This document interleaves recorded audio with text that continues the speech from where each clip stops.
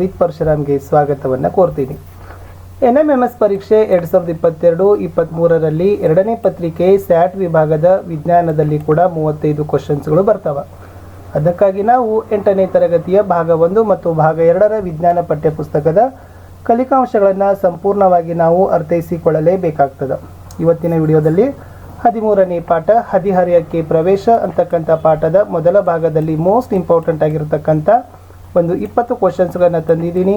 ಎರಡನೇ ಪಾರ್ಟಲ್ಲಿನೂ ಕೂಡ 20 ಕ್ವಶನ್ಸ್ಗಳಿದ್ದಾವೆ. ಆ ವಿಡಿಯೋ ಸಹಿತ ಲೈನಪ್ ಮಾಡಿದ್ದೀವಿ, ಅದನ್ನು ಕೂಡ ನೋಡಿ. ಹಿಂದಿನ ವಿಡಿಯೋ ನೋಡದೇ ಇದ್ದರೆ ವಿಡಿಯೋದ ಡಿಸ್ಕ್ರಿಪ್ಷನ್ ಬಾಕ್ಸ್ನಲ್ಲಿ NMMS ಪರೀಕ್ಷೆ ವಿಜ್ಞಾನ 22-23 ಅಂತಕ್ಕಂಥದ್ದು ಪ್ಲೇಲಿಸ್ಟ್ ಲಿಂಕ್ ಅದ, ಅದನ್ನು ಒತ್ತಿ ಹಿಂದೆ ಹಾಕಿರ್ತಕ್ಕಂಥ ಎಲ್ಲ ಪಾಠಗಳ ಕ್ವಶನ್ ಆನ್ಸರ್ಸ್ಗಳನ್ನು ನೋಡ್ಬೋದು. ಈ ವಿಡಿಯೋಗೆ ಲೈಕ್ ಹಾಗೂ ಶೇರ್ ಇರಲಿ. ಫಸ್ಟ್ ಟೈಮ್ ನೀವು ವಿಡಿಯೋ ನೋಡ್ತಿದ್ರೆ ಸಬ್ಸ್ಕ್ರೈಬ್ ಜೊತೆಗೆ ಬೆಲ್ ಐಕಾನನ್ನು ಅವಶ್ಯವಾಗಿ ಒತ್ತಿ. ನಾವು 8ನೇ ತರಗತಿಗೆ ಕಲಿಕಾ ಚೇತರಿಕೆಗೆ ಸಂಬಂಧಪಟ್ಟಂತೆ ಹಿಂದಿ, ಸಮಾಜ ವಿಜ್ಞಾನದಲ್ಲಿ ಎಲ್ಲ ಕಲಿಕಾ ಫಲಗಳ ಕಲಿಕಾ ಹಾಳೆಗಳ ಉತ್ತರಗಳು ಹಾಕಿದ್ದೀವಿ, ಅವುಗಳನ್ನು ನೋಡ್ಬೋದು. ಅದೇ ಥರ ಹಿಂದಿ, ಸಮಾಜ ವಿಜ್ಞಾನದ ರಾಜ್ಯ ಪಠ್ಯ ಪುಸ್ತಕಗಳ ಕ್ವಶನ್ ಆನ್ಸರ್ಸ್, ನೋಟ್ಸ್ ಹಾಗೂ ಕ್ವಶನ್ ಪೇಪರ್ಗಳನ್ನು ಸಹಿತ ಹಾಕಿದ್ದೀವಿ, ಅವುಗಳನ್ನು ನೋಡಿ. ಇದೇ ತರಹದ NMMS ವಿಷಯಕ್ಕೆ ಸಂಬಂಧಪಟ್ಟಂತೆ ಸಮಾಜ ವಿಜ್ಞಾನದಲ್ಲಿ ವಿಡಿಯೋಗಳಿದ್ದಾವೆ, ಅವುಗಳನ್ನು ವೀಕ್ಷಿಸಬಹುದು. ನಮ್ಮದೊಂದು ಟೆಲಿಗ್ರಾಮ್ ಗ್ರೂಪ್ ಆದ ಸ್ಟಡಿ ವಿತ್ ಪರಶುರಾಮ್ ಅಂತ ಲಿಂಕ್ ವಿಡಿಯೋದ ಡಿಸ್ಕ್ರಿಪ್ಷನ್ ಬಾಕ್ಸ್ನಲ್ಲಿ ಪ್ರೊವೈಡ್ ಮಾಡಿದ್ದೀವಿ, ಅದಕ್ಕೂ ಕೂಡ ಬಂದು ಜಾಯ್ನ್ ಆಗಿ. ಅನಿಸಿಕೆ, ಡೌಟ್ ಇದ್ದರೆ ಕಮೆಂಟಲ್ಲಿ ಪಿನ್ನನ್ನು ಮಾಡ್ಬೋದು. ಇವೆಲ್ಲ ಕ್ವಶನ್ಸ್ಗಳನ್ನು ನಮ್ಮದೇ ಒಂದು ಬ್ಲಾಗ್ ಸ್ಪಾಟ್ ಆದ ಸ್ಟಡಿ ವಿತ್ ಪರಶುರಾಮ್ ಅಂತ, ಅದರಲ್ಲಿನೂ ಸಹಿತ ಇವುಗಳನ್ನು ನೋಡ್ಬೋದು. ಶುರು ಮಾಡೋಣ. ಮೊದಲ ಪ್ರಶ್ನೆ ಇತ್ತು, ತಾರುಣ್ಯಾವಸ್ಥೆ ಎಂದರೆ ಏನು? ದೇಹವು ಬದಲಾವಣೆಗೆ ಒಳಗಾಗುವ ಸಂತಾನೋತ್ಪತ್ತಿಯ ಪರಿಪಕ್ವನಕ್ಕೆ ಕಾರಣವಾಗ್ತಕ್ಕಂಥ ಜೀವನದ ಅವಧಿಗೆ ತಾರುಣ್ಯಾವಸ್ಥೆ ಅಂತ ಕರೀತಾರೆ. ಪ್ರಶ್ನೆ 2, ತಾರುಣ್ಯಾವಸ್ಥೆಯನ್ನು ಏನಂತ ಕರೀತಾರೆ? ಇಲ್ಲಿ ತಾರುಣ್ಯಾವಸ್ಥೆಗೆ ಇನ್ನೊಂದು ಹೆಸರದ ಅದೇನಪ್ಪ ಅಂದರೆ ಹದಿಹರೆಯದವರು ಅಂತ ಕರೀತಾರೆ. ಅಂದರೆ ಹದಿಹರೆಯದವರು ಅಂದರೂ ಕೂಡ ಒಂದೇ, ತಾರುಣ್ಯಾವಸ್ಥೆ ಅಂದ್ರೂ ಕೂಡ ಒಂದೇ ಅಂತಕ್ಕಂಥದ್ದು ಇತ್ತು. ಮುಂದಿನ ಪ್ರಶ್ನೆ ಪ್ರಶ್ನೆ ಸಂಖ್ಯೆ 3, ತಾರುಣ್ಯಾವಸ್ಥೆಯು ಯಾವ ವಯಸ್ಸಿನಿಂದ ಆರಂಭವಾಗುತ್ತದೆ? 11ನೇ ವಯಸ್ಸಿನ ಆಸುಪಾಸು ಅಂತ ಹೇಳ್ತಾರೆ. ಅಂದರೆ 11ನೇ ವಯಸ್ಸಿನಿಂದ ಅಡೋಲೆಸೆನ್ಸ್ ಅಂತಕ್ಕಂಥ ಏಜ್ ಏನಾಗ್ತದಪ್ಪ ಅಂತಾರೆ ಆರಂಭ ಆಗ್ತದೆ. ಪ್ರಶ್ನೆ 4, ತಾರುಣ್ಯಾವಸ್ಥೆಯು ಯಾವ ವಯಸ್ಸಿನವರೆಗೆ ಮುಂದುವರಿತದ? ಇಲ್ಲಿ 11ನೇ ವಯಸ್ಸಿನಿಂದ ಆರಂಭ ಆಗ್ತದ. ಬಟ್ ಇದೇ 11ನೇ ವಯಸ್ಸಿನಿಂದ ಆರಂಭವಾಗೋದು 18 ಇಲ್ಲವೇ 19ನೇ ವಯಸ್ಸಿನವರೆಗೆ ಹುಡುಗ ಮತ್ತು ಹುಡುಗಿಯರಲ್ಲಿ ತಾರುಣ್ಯಾವಸ್ಥೆಯ ಹಂತ ಮುಂದುವರಿತಾ ಹೋಗ್ತದೆ. ಹದಿಹರೆಯ ವೇಗ ಯಾರಲ್ಲಿ ಮೊದಲು ಆರಂಭ ಆಗ್ತದೆ? ಈ ಹದಿಹರೆಯರಲ್ಲಿರ್ತಕ್ಕಂಥ ವೇಗವನ್ನು ನೋಡಿದಾಗ ಮೊದಲು ಹುಡುಗಿಯರಲ್ಲಿ ಏನಾಗ್ತದಪ್ಪ ಅಂದ್ರೆ ಮೊದಲು ಕಾಣಿಸಿಕೊಳ್ತದಪ್ಪ. ಅಂದರೆ ಮೊದಲು ಫಸ್ಟ್ ಪ್ರಾರಂಭವಾಗೋದೇ ಹದಿಹರೆಯದ ಒಂದು ಪ್ರಕ್ರಿಯೆ ಹುಡುಗಿಯರಲ್ಲಿ. ತಾರುಣ್ಯಾವಸ್ಥೆ ಸಮಯದಲ್ಲಿನ ಬದಲಾವಣೆಗಳು ಯಾವ ಹಂತದ ಆರಂಭವನ್ನು ಸೂಚಿಸುತ್ತದೆ?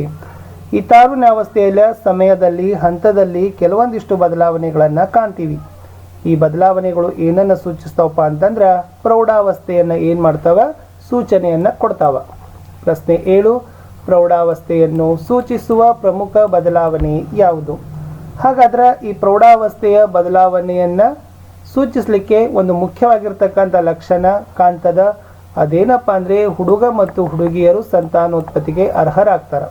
ಅಂದರೆ ರೀಪ್ರೊಡಕ್ಷನ್ ಪ್ರೋಸೆಸ್ ಅಂತ ಕರೀತಾರೆ. ಈ ಸಂತಾನೋತ್ಪತ್ತಿಗೆ ಅವರು ಅರ್ಹರಾದರೆ ಸೊ ಅದನ್ನು ಏನಂತ ಕರೀತಾರಪ್ಪ ಅಂತಂದ್ರೆ ಪ್ರೌಢಾವಸ್ಥೆ ಆರಂಭವಾಯಿತು ಅಂತ ಏನು ಮಾಡ್ತಾರೆ ಹೇಳ್ತಾರೆ. ಪ್ರಶ್ನೆ 8, ದೇಹದ ಸ್ನಾಯುಗಳು ಹೆಚ್ಚು ಪ್ರಧಾನವಾಗಿ ಯಾರಲ್ಲಿ ಬೆಳೆಯುತ್ತದೆ ಅಂತ ಕೇಳಿದ್ದಾರೆ. ನೋಡಿ, ಈ ದೇಹದ ಸ್ನಾಯುಗಳು ಪ್ರಮುಖವಾಗಿ ಏನಾಗ್ತದಪ್ಪ ಅಂದ್ರೆ ಹುಡುಗರಲ್ಲಿ ಅಂತ ಹೇಳ್ತಾರೆ. ಹುಡುಗಿಯರಲ್ಲಿನೂ ಕೂಡ ಬೆಳೀತದ. ಬಟ್ ಮೋಸ್ಟ್ ಇಂಪಾರ್ಟೆಂಟ್ ಏನಪ್ಪ ಅಂತಂದರೆ ಹುಡುಗರಲ್ಲಿ ಪ್ರಧಾನವಾಗಿ ಬೆಳೀಲಿಕ್ಕೆ ಪ್ರಾರಂಭವನ್ನು ಮಾಡ್ತಾವೆ ಅಂತಕ್ಕಂಥದ್ದು ಇತ್ತು.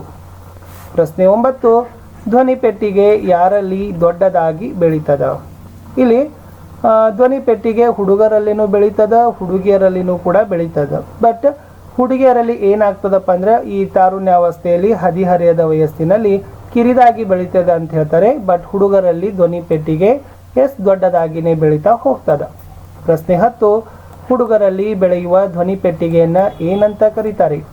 ಇಲ್ಲಿ ಹುಡುಗರಲ್ಲಿ ಬೆಳೀತಕ್ಕಂಥ ಧ್ವನಿ ಪೆಟ್ಟಿಗೆಗೆ ಆಡಮ್ಸ್ ಆ್ಯಪಲ್ ಅಂತ ಕರೀತಾರೆ. ಈ ಶಬ್ದ ಸ್ವಲ್ಪ ನೆನಪಿನಲ್ಲಿ ಇಟ್ಕೊಳ್ಬೇಕು. ಆಡಮ್ಸ್ ಆ್ಯಪಲ್ ಅಂದರೆ ಹುಡುಗರಲ್ಲಿ ಇರ್ತಕ್ಕಂಥ ಧ್ವನಿ ಪೆಟ್ಟಿಗೆ. ಪ್ರೌಢಾವಸ್ಥೆಯಲ್ಲಿ ಯುವಜನರಲ್ಲಿ ಮೊಡವೆಗಳು ಉಂಟಾಗಲು ಕಾರಣ ಏನು? ಬಹಳಷ್ಟು ಒಂದು ಪ್ರೌಢಾವಸ್ಥೆಯಲ್ಲಿ ಇರ್ತಕ್ಕಂಥ ಹುಡುಗ ಮತ್ತು ಹುಡುಗಿಯರ ಮುಖದಲ್ಲಿ ನಾವೇನು ಮಾಡ್ತೀವಿಪ್ಪ ಅಂದರೆ ಮೊಡವೆಗಳನ್ನು ಕಾಣ್ತೀವಿ. ಇದಕ್ಕೆ ಕಾರಣ ಏನಂತಂದರೆ ಬೆವರು ಗ್ರಂಥಿಗಳಾಗಿರಬಹುದು ಮತ್ತು ತೈಲ ಗ್ರಂಥಿಗಳ ಚಟುವಟಿಕೆ ಏನಾಗ್ತದಪ್ಪ ಅಂದ್ರೆ ಹುಡುಗ ಮತ್ತು ಹುಡುಗಿಯರಲ್ಲಿ ಹೆಚ್ಚಳ ಇರ್ತದ. ಆ ಕಾರಣಕ್ಕಾಗಿ ಏನಾಗ್ತದಪ್ಪ ಅಂದ್ರೆ ಯುವಜನರ ಮುಖದಲ್ಲಿ ಮೊಡವೆಗಳು ಕಾಣ್ತಾವ. ಅಂತಸ್ರಾವಕ ಗ್ರಂಥಿಗಳನ್ನು ಏನಂತ ಕರೀತಾರೆ? ಅಂತಸ್ರಾವಕ ಗ್ರಂಥಿಗಳಿಗಿರ್ತಕ್ಕಂಥ ಇನ್ನೊಂದು ಹೆಸರೇ ನಿರ್ನಾಳ ಗ್ರಂಥಿ ಅಂತ ಕರೀತಾರೆ. ಹುಡುಗರ ಯಾವ ಹಂತದಲ್ಲಿ ವೃಷಣ ಮತ್ತು ಶಿಶ್ನ ಪೂರ್ಣವಾಗಿ ವಿಕಾಸ ಹೊಂದುತ್ತದೆ? ಪ್ರೌಢಾವಸ್ಥೆ ಹಂತದಲ್ಲಿ ಹುಡುಗರಲ್ಲಿರ್ತಕ್ಕಂಥ ವೃಷಣ ಮತ್ತು ಶಿಶ್ನ ಪೂರ್ಣವಾಗಿ ವಿಕಾಸ ಆಗ್ತದೆ. ವೀರ್ಯಾಣುಗಳು ಯಾವ ಭಾಗದಲ್ಲಿ ಉತ್ಪಾದನೆ ಆಗ್ತಾವಂತ ಕೇಳಿದ್ದಾರೆ. ವೃಷಣಗಳು ಅಂತಕ್ಕಂಥದ್ದು ಸರಿ ಉತ್ತರ. ದ್ವಿತೀಯಕ ಲೈಂಗಿಕ ಲಕ್ಷಣಗಳು ಯಾವ ಹಂತದಲ್ಲಿ ಕಂಡು ಬರ್ತಾವ? ಇಲ್ಲಿ ದ್ವಿತೀಯಕ ಲೈಂಗಿಕ ಲಕ್ಷಣಗಳಂದ್ರೆ ಬೇರೆ. ನೆಕ್ಸ್ಟ್ ಕ್ವಶನ್ ನಾವು ಅದೇ ಹಾಕಿದ್ದೀವಿ. ನೆನಪಿಟ್ಕೊಡ್ರಿ, ಪ್ರೌಢಾವಸ್ಥೆಯಲ್ಲಿ ಏನಾಗ್ತದಪ್ಪ ಅಂದ್ರೆ ದ್ವಿತೀಯಕ ಲೈಂಗಿಕ ಲಕ್ಷಣಗಳನ್ನು ನೋಡ್ತೀವಿ. ಹಾಗಾದ್ರೆ ದ್ವಿತೀಯಕ ಲೈಂಗಿಕ ಲಕ್ಷಣಗಳು ಯಾವುವು? ಹುಡುಗಿಯರಲ್ಲಿ ಸ್ತನಗಳು ಬೆಳಿತಾವ. ಆಮೇಲೆ ಹುಡುಗರಲ್ಲಿ ಗಡ್ಡ ಮತ್ತು ಮೀಸೆ ಬೆಳವಣಿಗೆ ಆಗಲಿಕ್ಕೆ ಪ್ರಾರಂಭ ಆಗ್ತದೆ. ಇವೇ ಲಕ್ಷಣಗಳನ್ನು ಏನಂತ ಕರಿತೀವಿ? ದ್ವಿತೀಯಕ ಲೈಂಗಿಕ ಲಕ್ಷಣಗಳು ಅಂತ ಕರಿತೀವಿ. ಹದಿಹರೆಯದಲ್ಲಿನ ಸಂಭವಿಸುವ ಬದಲಾವಣೆಗಳು ನಿಯಂತ್ರಣ ಮಾಡಲು ಸಹಾಯಕವಾಗುವುದು ಯಾವುವು? ಇಲ್ಲಿ ಹಾರ್ಮೋನು ಅಂತ ಹೇಳ್ತಾರೆ.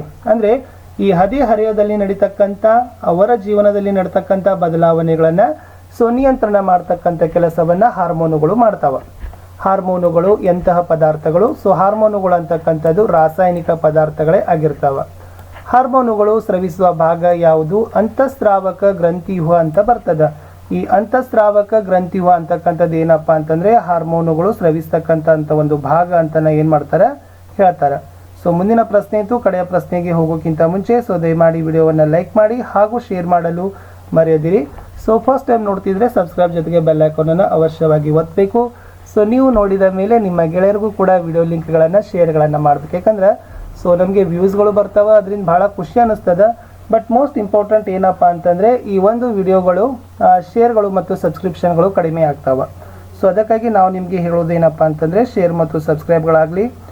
ಟೆಲಿಗ್ರಾಮ್ ಗ್ರೂಪ್ಗೂ ಜಾಯ್ನ್ ಆಗಿ ಬ್ಲಾಗ್ ಸ್ಪಾಟ್ಗೂ ಕೂಡ ಫಾಲೋ ಮಾಡಲು ಮರೆಯದಿರಿ ಅಂತ ಹೇಳ್ತಾ, ಪುರುಷರಲ್ಲಿ ಕಂಡು ಬರ್ತಕ್ಕಂಥ ಹಾರ್ಮೋನ್ ಯಾವುದು ಕೇಳಿದರೆ ಟೆಸ್ಟೋಸ್ಟಿರಾನ್ ಅಂತಕ್ಕಂಥದ್ದು ಸರಿಯಾದ ಉತ್ತರ.